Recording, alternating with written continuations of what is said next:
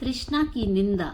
श्री रामचंद्र जी कहते हैं, मुनीश्वर, चेतन जीव रूपी आकाश में हृदय के अज्ञान अंधकार से परिपूर्ण दुस्तर तृष्णा रूपिणी रात्रि का सहारा पाकर नाना प्रकार के दोष रूपी उल्लुओं की जमातें क्रियाशील हो उठती हैं।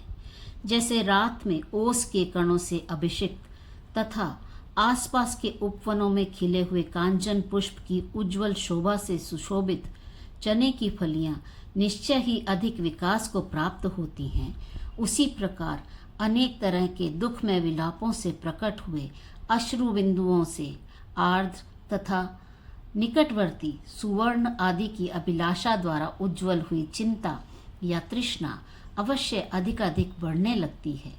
जैसे समुद्र के भीतर भंवर एवं हलचल उत्पन्न करने के लिए तरंगे उठा करती हैं, उसी तरह हृदय को चंचल बना देने वाली तृष्णा अंतःकरण में भ्रम एवं आकुलता पैदा करने के लिए ही उस सीमा तक आ पहुंचती है जहां वह धनादि की प्राप्ति के लिए कष्टप्रद उत्साह को बढ़ावा देती है।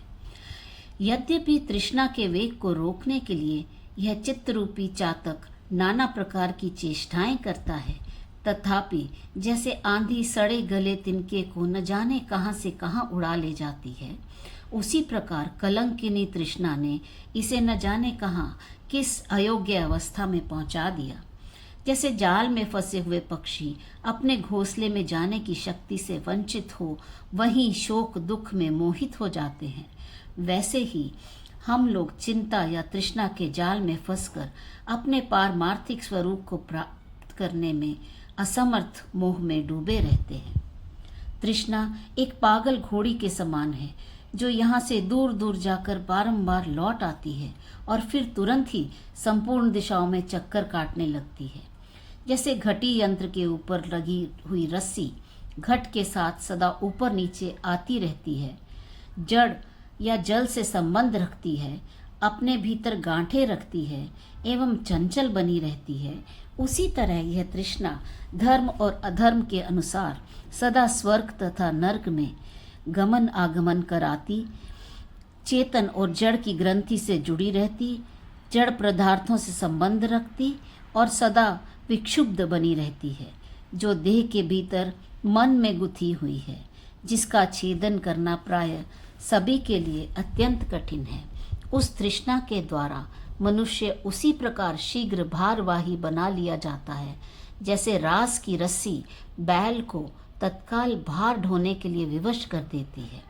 जैसे बहेलिए की स्त्री पक्षियों को फंसाने के लिए जाल बनाती है, उसी प्रकार सदा आकर्षणशील स्वभाव वाली तृष्णा लोगों को फंसाने के लिए स्त्री, पुत्र और मित्र आदि की परंपरा रचती है। यद्यपि मैं धीर हूँ, तथापि भयानक काली रात के समान तृष्णा मुझे भयभीत सा कर देती है। विवेक रूपी नेत्र से संपन्न हूँ तो भी वह मुझे अंधा सा बना देती है, और सच्चिदानंद घन रूप होने पर भी मुझे वह मानो खेद में डाल देती है। तृष्णा को काली नागिन के समान समझना चाहिए। वह सहस्त्रों कुटिलताओं से भरी हुई है। विषय भोग सुख ही उसका कोमल स्पर्श है। वह विषमता रूपी विष को ही उगलती है और तनिक सा स्पर्श हो जाने पर भी डस लेती है। इतना ही नहीं, तृष्णा काली कलूटी राक्षसी के समान भी बताई गई है।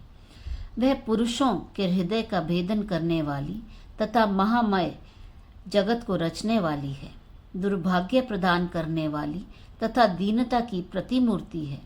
पर्वत की गुफा में एक प्रकार की लता होती है जो सूर्य किरणों के न मिलने से सदा अत्यंत मलिन रहती है। वह खाने में कड़वी और परिणाम में उन्माद का रोग पैदा करने वाली है। उसकी बेल बहुत लंबी होती है और उसमें रस की मात्रा अधिक रहती है। यह तृष्णा भी उसी लता के समान निरंतर अत्यंत मलिन, परिणाम में दुख से पागल बना देने वाली, वासना रूपी विशाल तांतों से युक्त तथा विषयों में गहरा स्नेह पैदा करने वाली है। जैसे ऊंचे वृक्षों की शाखा के अग्रभाग में स्थित सूखी हुई मंजरी पुष्प शून्य निष्फल तथा कंटक काकीर्ण होने के कारण आनंददायिनी नहीं होती, उसी प्रकार तृष्णा सर्वथा सूनी, निष्फल, व्यर्थ विस्तार को प्राप्त होने वाली, अमंगलकारिणी और क्रूर है। वह कभी सुखदायिनी नहीं होती। संसार रूपी विशाल वन में तृष्णा रूपिणी विष की बेल फैली हुई है। जरा मृत्यु आदि ही इसके फूल तथा विनिपात और उत्पात की फल हैं।